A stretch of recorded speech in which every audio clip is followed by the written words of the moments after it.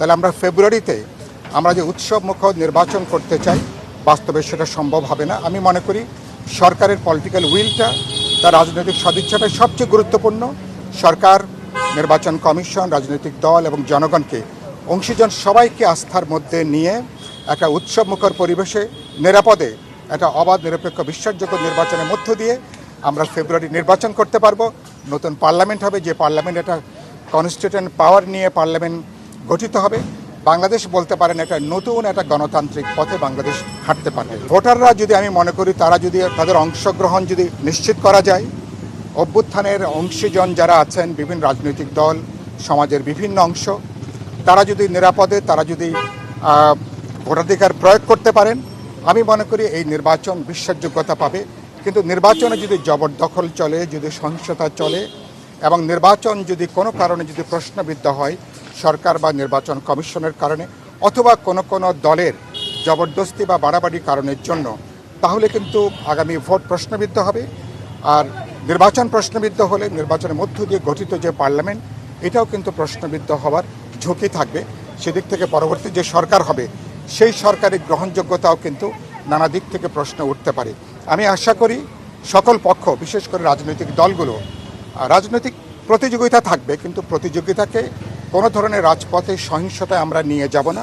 আমি বিশ্বাস করি জনগণ, এমনকি আপনি যে প্রশ্ন করলেন আওয়ামী লীগের সাধারণ যে ভোটাররা, আমি মনে করি আওয়ামী লীগ হয়তো নির্বাচনে নাই, তার মার্কা হয়তো নির্বাচনে নাই, কিন্তু আমি মনে করি যারা নির্বাচনের মাঠে থাকবেন, আমি মনে করি তারাও নিশ্চয়ই সেখান থেকে তারা তাদের পছন্দের দল বা মার্কাকে তারা বেছে নেবেন এবং মানুষ পরবর্তী মানুষ তার প্রতিনিধি নির্বাচন করবেন এবং বাংলাদেশ নানা চ্যালেঞ্জ মোকাবেলা করে বাংলাদেশ একটা নিয়মতান্ত্রিক পথে সরকার পরিবর্তনের যে সুযোগটা, এবার আমাদের জনগণ সেই সুযোগটা গ্রহণ করবেন। এখানে সরকারি ভূমিকাটা সবচেয়ে গুরুত্বপূর্ণ। সরকারকে তার নিরপেক্ষতা পুরোপুরি নিশ্চিত করতে হবে। সরকারে যদি কোনো কারণে পক্ষপাত দুষ্টতা দেখা যায়, তাহলে কিন্তু সরকারকে ঘিরে নানা প্রশ্ন দেখা দেবে। আমি আশা করতে চাই সরকারের সদিচ্ছা আছে, সরকার সবাইকে আস্থার মধ্যে নিয়ে সে অবাধ, নিরপেক্ষ, প্রতিদ্বন্দ্বিতাপূর্ণ এবং বিশ্বাসযোগ্য নির্বাচনের পথে আমরা তাহলে অন্য কোনো পরিচিত মার্কা নেবারও সুযোগটা থাকা উচিত ছিল। হ্যাঁ, এবার ধরেন যে দলগুলো নতুন নিবন্ধিত হয়েছে, মার্কার বেশি পরিচিত হয়নি, সে দলগুলোর জন্য আলাদা মার্কা নেওয়াটা, নিজের মার্কা নিয়ে নির্বাচন করাটা একটু ঝুঁকিপূর্ণ, কোনো সন্দেহ নাই। কিন্তু যখন আপনি নিবন্ধিত দল, তখন তো আপনারা ইন্ডিপেন্ডেন্ট পলিটিক্যাল আইডেন্টিটি নিয়ে যখন আপনি নির্বাচন কমিশনে গেছেন, নিবন্ধন হয়েছে, মার্কা দেওয়া হয়েছে, তখন তো আপনার মার্কায় নির্বাচন করাটা আপনার রাজনৈতিক দায়িত্ব এবং নৈতিক এবং ইথিক্যাল মোরাল একটা দায়িত্ব আছে। মানুষের যে বিপুল প্রত্যাশা, সেই প্রত্যাশার একটা চাপ আছে আগামী জাতীয় নির্বাচনে এবং মানুষ এ পর্যন্ত গত 17 বছর ধরে নিজের দল এবং প্রতীকে ভোট দেওয়ার জন্য মানুষ কিন্তু অপেক্ষা করছে। দুর্ভাগ্যজনকভাবে সেই সুযোগ আমাদের আসেনি।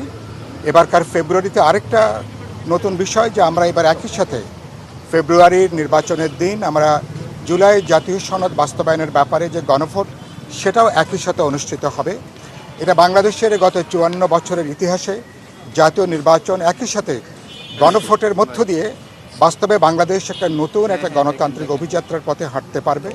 এবং আমি বিশ্বাস করতে চাই কিছু চ্যালেঞ্জ আছে, কিছু ঝুঁকি আছে, সব কিছু ঐক্যবদ্ধভাবে মোকাবেলা করে আগামী ফেব্রুয়ারি 12 তারিখে আমরা জাতীয় নির্বাচন এবং জুলাই সনদের আমরা তার পক্ষে আমরা হ্যাঁ ভোট দিয়ে আমরা বাংলাদেশ তার গণতান্ত্রিক অভিযাত্রার পথে হাঁটতে পারবে এবং এটা বাংলাদেশের ইতিহাসে একটা গুরুত্বপূর্ণ মাইল ফলক হিসাবে এটা চিহ্নিত হবে। কিছু চ্যালেঞ্জ আছে এখনও পর্যন্ত, আইন শৃঙ্খলা পরিস্থিতি, জননিরাপত্তা, ভোট কেন্দ্রের নিরাপত্তা, ভোটারদের নিরাপত্তার ব্যাপারে পুরোপুরি আশ্বস্ত হওয়া যায়নি।